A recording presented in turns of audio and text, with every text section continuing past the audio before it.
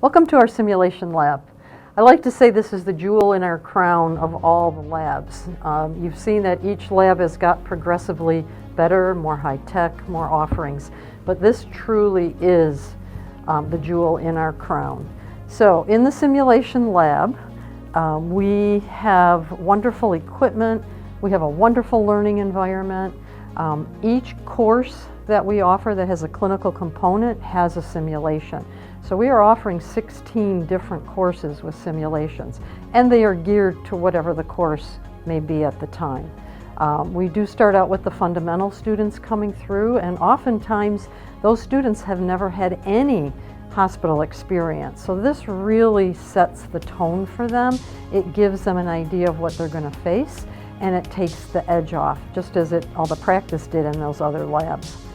What's phenomenal about our simulation lab is that it is a safe learning environment.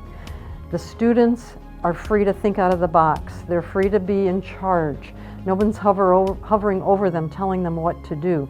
They really are thinking, and each level, the simulation gets a little more difficult, a little more challenging as the students progress through the program. So by the time they are seniors, they're running a code, they're doing a shock patient, really quite advanced skills that all take place in a very safe learning environment.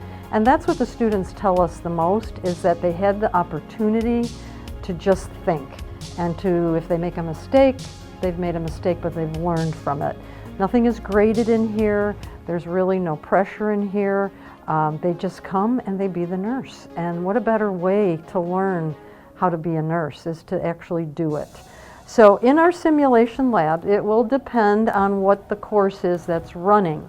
We have the lifespan of mannequins. We have from a preemie to a baby to a toddler, an adolescent, all the way up to a birthing mom and our adult mannequins. Now these mannequins are the highest end and the high-tech ones. They do a lot. We are all run by computer, so we can make them do a lot. We have a monitor that will show vital signs. If the student makes a mistake giving a med, we can reflect that on the monitor so that they actually see, kind of like real life scenarios that run through. If you notice some of our equipment that we have, students had made comments to us in previous years that, oh, when I get to the hospital, I've never seen an IV machine, or I've never seen a med cart. Well, we have them, and we're very proud to have them. So the students will actually practice on equipment that they will see in the hospital. Again, if you're seeing our theme, so to speak, we're taking the edge off. We're taking the anxiety down a little bit, so that when the student does walk into a hospital setting, at least they don't have to figure out the machines. They already know how to do it in a very comfortable way. So depending again on what course is running will depend what mannequin we use. So we do move things back and forth, and we try and give the most realistic experience that we can. Our simulation lab is run by faculty who are trained in simulation. Our goal and our hope is to be accredited hopefully in the next few years. And those are clinical faculty, and their specialty is trained in simulation. We also have a lot of ancillary help. We have student help, we have casual help. It takes a lot to maintain this. I do have to say I'm very, very proud during COVID, when everything else was shutting down around us, our labs were open. We have a very stringent mask policy, a stringent cleaning policy, and we have been very, very capable and very, very successful in keeping the labs open and in keeping our staff and our students healthy. The labs gave the student the in-person, the hands-on when everything around us was closing. So I'm very, very proud of that. We worked very hard to accomplish that, but the students were very thankful and very grateful that they had that experience. So this typically is an adult size room, as you can see, for an adult type of simulation. It looks like a hospital room, and again, it helps the student to have that anxiety a little bit removed because they're familiar with what they will see in the hospital. So now I'd like to take you on a tour of the rest of the lab. Again, because we are in COVID life, Some of it is closed down because we need to keep our distance. Some of it is used for storage at this time. So what we have here are our control rooms. And our control rooms is kind of the brains of the whole operation. The facilitators will sit at the computer. They will have pre-briefed the student as to what's going on, and then they step away. We have a two-way mirror, so the students cannot see the facilitator, but the facilitator can monitor what's going on in the room. And then they make changes accordingly to what the student does. If they give too much of one medication, they can show it on the vital sign. They can talk for the mannequin. They can really give it a real life feeling, and that is amazing, I think, in simulation, because the students really have that, this is what happens in real life. And when we get down to the OB room, I will share a story with you that really exemplifies that thought process. So this is one of our control rooms. We have 4 labs in Sim, but again, because of COVID, we can only run 2 right now at a time because of the distancing. You can see the space isn't that huge of a space. We have a wonderful prep room where all the supplies are kept and all the props are kept.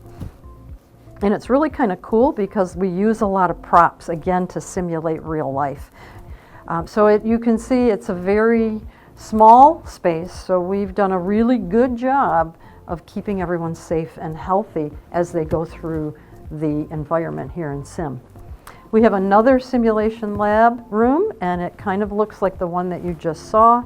Again, we are prepared for the next semester so that we can be up and running right when school resumes back after the semester break.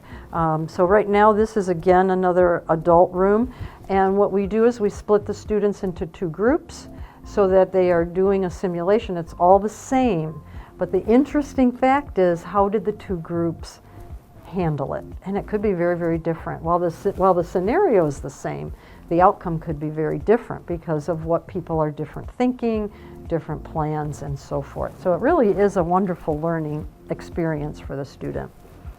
As we move farther down the lab, we have another control room. Again, right now we're only using one side of it, but when we get out of COVID life, we will be able to hopefully have a lot more going on.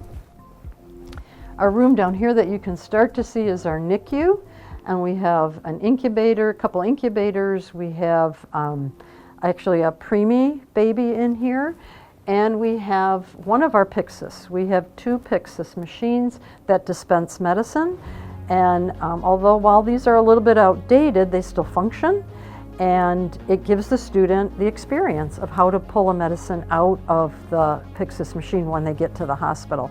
So as you can see on this tour, we've done a lot to calm the anxiety of the student, and we get very, very high regard, high marks from the students that really helps them as they prepare.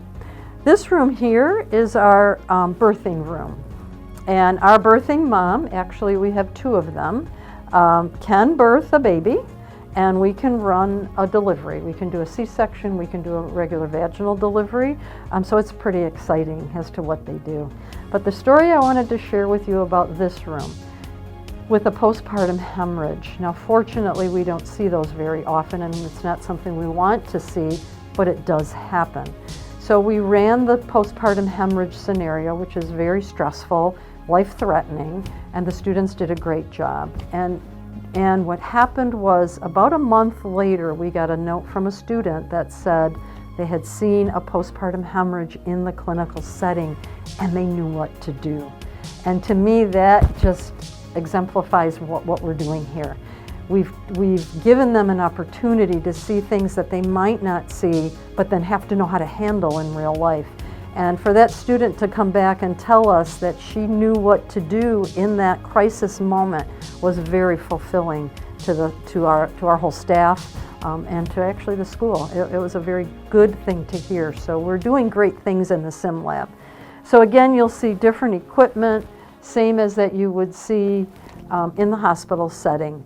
And that's one of the benefits of simulation, is we can give them different scenarios that they will have to deal with in real life, but they might not see very often. So that's a real plus, I think, to the whole simulation scenario.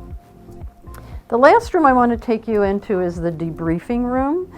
And in the debriefing room, that's where the magic of sim comes to life, because then the students come back, they talk about it, they say, what did I do? What did I make a mistake? What did I do right? What did I do wrong? So that takes place in this room here.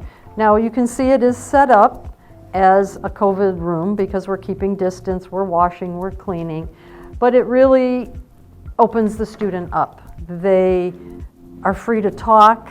Hey, I made a mistake, or I think this went well. We bring the two groups back together and we can compare. Maybe some group missed something, maybe the other one didn't. So it's a really wonderful environment. This is where the whole crux of simulation is in the debriefing room. So it's been my pleasure to be with you. I'm always available if anyone has any questions. I'm just really honored to be here. I'm proud to be here, and I think our students are getting a phenomenal education in our labs.